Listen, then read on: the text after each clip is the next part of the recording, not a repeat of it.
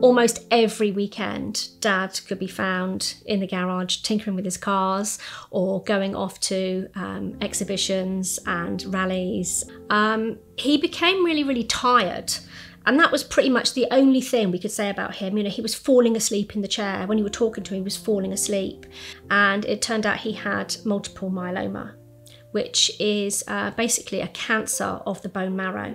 And that's when they discovered that he had this fracture at T4. And it basically caused a spinal compression. As a family, we were just shocked. It wasn't something that we expected.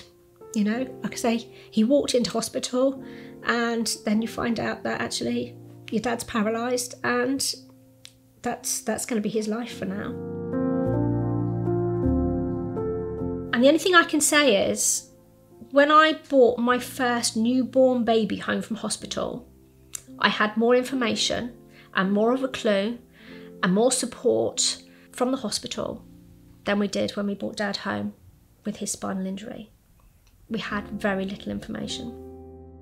But the biggest thing that I was really struggling with was Dad's mental health. He was falling to pieces. He was so frustrated by his injury and by the things that he couldn't do and by the slow pace of his recovery. It was breaking him, absolutely breaking him. So much so that he kept talking about taking his own life. And that was really hard. That was hard for all of us. I just wanted some help. So I went Googling and up popped Spinal Injuries Association. It's like, oh, eureka, thank God. And so I picked up the phone and I made a call. And the person at the end of the call was a lady called Teresa.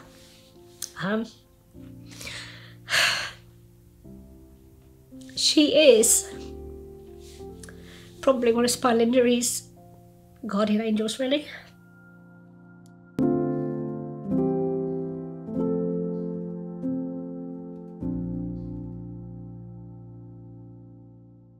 She just basically put my mind at ease. It was just like, you're in the right place now.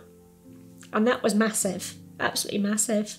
And she just steered me. She just absolutely gave me so much confidence. Nobody else has been able to give me that information that I needed, because you don't know what you don't know. So what she did is she signposted me to a guy called Simon. He helped me with my CHC and I was so pleased he did. I felt so supported. So Dad was awarded his CHC funding, and I think that is largely because of the involvement of a Spinal Injuries Association. The other places Teresa signposted us was she signposted us to a gentleman called Gareth.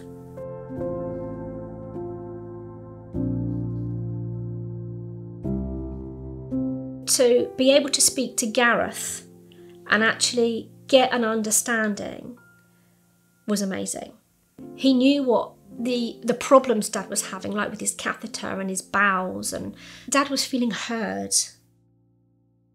I think what it's done for Dad is it's given him a quality of life that he might not have had just because, as a family and as his carers, we didn't have the information we needed.